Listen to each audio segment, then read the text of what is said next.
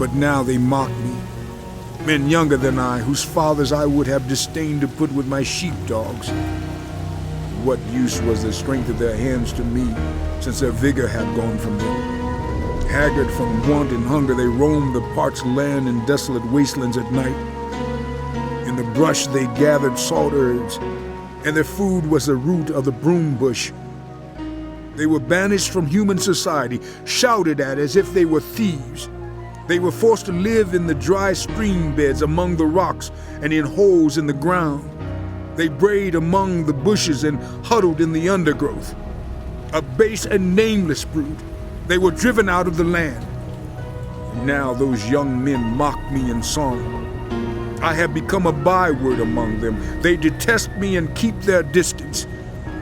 They do not hesitate to spit in my face. Now that God has unstrung my bow and afflicted me, they throw off restraint in my presence. On my right, the tribe attacks. They lay snares for my feet. They build their siege ramps against me. They break up my road. They succeed in destroying me. No one can help him, they say. They advance as through a gaping breach. Amid the ruins they come rolling in. Terrors overwhelm me. My dignity is driven away as by the wind. My safety vanishes like a cloud.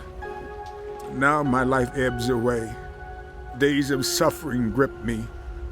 Night pierces my bones. My gnawing pains never rest. In his great power, God becomes like clothing to me. He binds me like the neck of my garment. He throws me into the mud, and I am reduced to dust and ashes. I cry out to you, God, but you do not answer. I stand up, but you merely look at me. You turn on me ruthlessly. With the might of your hand, you attack me. You snatch me up and drive me before the wind. You toss me about in the storm. I know you will bring me down to death, to the place appointed for all the living. Surely no one lays a hand on those who are crushed when they cry for help in their distress. Have I not wept for those in trouble? Has not my soul grieved for the poor? Yet when I hoped for good, evil came. When I looked for light, then came darkness. The churning inside me never stops. Days of suffering confront me. I go about blackened, but not by the sun. I stand up in the assembly and cry for help. I have become a brother of jackals, a companion of owls. My skin grows black and peels. My body burns with fever. My lyre is tuned to mourning, and my pipe to the sound of wailing. I made a covenant with my eyes not to look lustfully at a virgin. For what is our lot from God above? Our heritage from the Almighty on high? Is it not ruin for the wicked, disaster for those who do wrong? Does he not see my ways and count my every step? If I have walked with falsehood, or my foot has hurried after deceit, let God weigh me in honest scales, and he will know that I am blameless.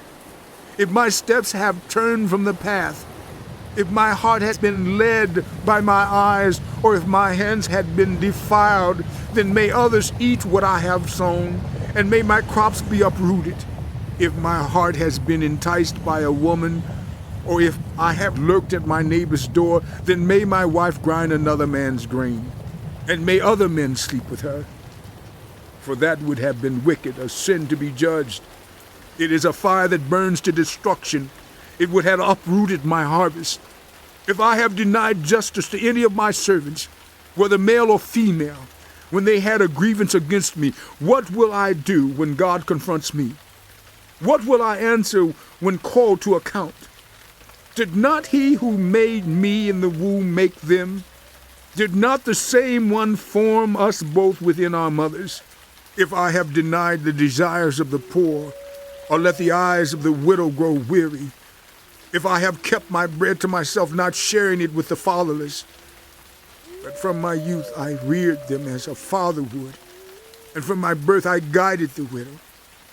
If I have seen anyone perishing for lack of clothing, or the needy without garments, and their hearts did not bless me for warming them with the fleece from my sheep. If I had raised my hand against the fatherless, knowing that I had influence in court, then let my arm fall from the shoulder. Let it be broken off at the joint. For I dreaded destruction from God, and for fear of his splendor I could not do such things. If I have put my trust in gold, or said to pure gold, you are my security. If I have rejoiced over my great wealth, the fortune my hands had gained, if I have regarded the sun in its radiance, or the moon moving in splendor, so that my heart was secretly enticed, and my hand offered them a kiss of homage, then these also would be sins to be judged, for I would have been unfaithful to God on high. If I have rejoiced at my enemy's misfortune, or gloated over the trouble that came to them, I have not allowed my mouth to sin by invoking a curse against their life. If those of my household have never said, who has not been filled with Job's meat? But no stranger had to spend the night in the street, for my door was always open to the traveler. If I have concealed my sin as people do, by hiding my guilt in my heart, because I so feared the crowd and so dreaded the contempt of the clans, that I kept silent and would not go outside. Oh, that I had someone to hear me. I sign now my defense. Let the Almighty answer me. Let my accuser put his indictment in writing. Surely I would wear it on my shoulder. I would put it on like a crown. I would give him an account of my every step. I would present it to him as to a ruler. If my land cries out against me, and all its furrows are wet with tears, if I have devoured its yield without payment, or broken the spirit of its tenants, then let briars come up instead of wheat, and stinkweed instead of barley. The words of Job are ended. So these 3 men stopped answering Job, because he was righteous in his own eyes. But Elihu, son of Barachel, the Buzite, of the family of Ram, became very angry with Job for justifying himself rather than God. He was also angry with the 3 friends, because they had found no way to refute Job, and yet had condemned him. Now Elihu had waited before speaking to Job, because they were older than he. But when he saw that the 3 men had nothing more to say, his anger was aroused. So Elihu, son of Barachel, the Buzite, said, I am young in years, and you are old. That is why I was fearful, not daring to tell you what I know. I thought, age should speak, advanced years should teach wisdom. But it is the spirit in mortals, the breath of the Almighty, that gives them understanding. It is not only the old who are wise, not only the aged who understand what is right. Therefore I say, listen to me. I too will tell you what I know. I waited while you spoke. I listened to your reasoning while you were searching for words. I gave you my full attention, but not one of you has proved Job wrong.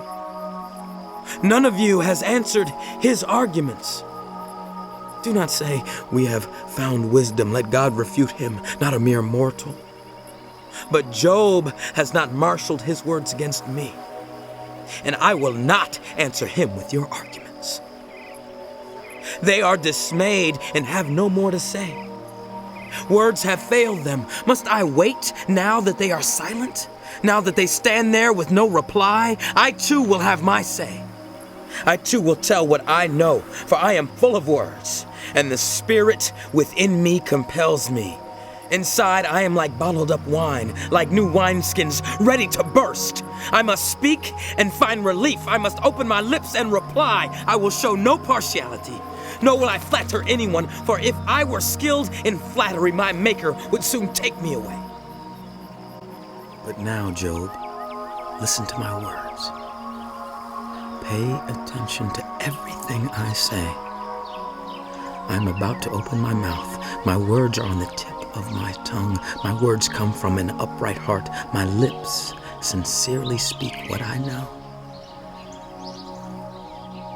The Spirit of God has made me. The breath of the Almighty gives me life. Answer me then, if you can. Stand up and argue your case before me.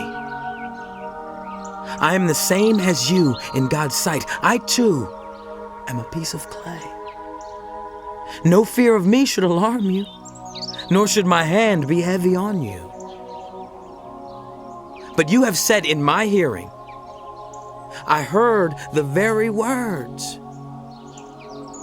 I am pure, I have done no wrong, I am clean and free from sin, yet God has found fault with me. He considers me his enemy. He fastens my feet in shackles, he keeps close watch on all my paths. But I tell you, in this, you are not right, for God is greater than any mortal. Why do you complain to him that he responds to no one's words? For God does speak, now one way, now another, though no one perceives it. In a dream, in a vision of the night, when deep sleep falls on people as they slumber in their beds, he may speak in their ears and terrify them with warnings, to turn them from wrongdoing and keep them from pride, to preserve them from the pit, their lives from perishing by the sword. Or they may be chastened on a bed of pain with constant distress in their bones, so that their bodies find food repulsive and their souls loathe the choicest meal. Their flesh wastes away to nothing, and their bones, once hidden, now stick out. They draw near to the pit, and their lives to the messengers of death. Yet if there is an angel at their side, a messenger, 1 out of 1,000 sent, to tell them how to be upright, and he is gracious to them, and says to God, spare them from going down to the pit. I have found a ransom for them. Let their flesh be renewed like a child's. Let them be restored as in the days of their youth. Then they can pray to God and find favor with him. They will see God's face and shout for joy. He will restore them to full well-being. And they will go to others and say, we have sinned, we have perverted what is right, but we did not get what we deserved. God has delivered us from going down to the pit, and we shall live to enjoy the light of life. God does all these things to people, twice, even 3 times, to turn them back from the pit, that the light of life may shine on them. Pay attention, Job, and listen to me. Be silent, and I will speak. If you have anything to say, answer me. Speak up, for I want to vindicate you. But if not, then listen to me. Be silent, and I will teach you wisdom. Then Elihu said, Hear my words, you wise men. Listen to me, you men of learning. For the ear tests words as the tongue tastes food. Let us discern for ourselves what is right. Let us learn together what is good. Job says, I am innocent, but God denies me justice. Although I am right, I am considered a liar. Although I am guiltless, his arrow inflicts an incurable wound. Is there anyone like Job who drinks scorn like water? He keeps company with evildoers. He associates with the wicked. For he says, there is no profit in trying to please God. So listen to me, you men of understanding. Far be it from God to do evil, from the Almighty to do wrong. He repays everyone for what they have done. He brings on them what their conduct deserves. It is unthinkable that God would do wrong, that the Almighty would pervert justice. Who appointed him over the earth? Who put him in charge of the whole world? If it were his intention, and he withdrew his spirit and breath, all people would perish together and would return to the dust. If you have understanding, hear this. Listen to what I say. Can one who hates justice govern? Will you condemn the just and mighty one? Is he not the one who says to kings, "You are worthless," and to nobles, "You are wicked," who shows no partiality to princes, and does not favor the rich over the poor, for they are all the work of his hands? They die in an instant. In the middle of the night, the people are shaken and they pass away. The mighty are removed without human hand. His eyes are on the ways of mortals. He sees their every step. There is no deep shadow, no utter darkness where evildoers can hide. God has no need to examine people further, that they should come before him for judgment. Without inquiry, he shatters the mighty and sets up others in their place, because he takes note of their deeds. He overthrows them in the night, and they are crushed. He punishes them for their wickedness where everyone can see them, because they turned from following him and had no regard for any of his ways. They caused the cry of the poor to come before him, so that he heard the cry of the needy. But if he remains silent, who can condemn him? If he hides his face, who can see him? Yet he is over individual and nation alike to keep the godless from ruling, from laying snares for the people. Suppose someone says to God, "I am guilty, but will offend no more. Teach me what I cannot see. If I have done wrong, I will not do so again." Should God then reward you on your terms when you refuse to repent? You must decide, not I. So tell me what you know. Men of understanding declare, wise men who hear me say to me, "Job speaks without knowledge. His words lack insight." Oh, that Job might be tested to the utmost for answering like a wicked man. To his sin he adds rebellion. Scornfully he claps his hands among us and multiplies his words against God.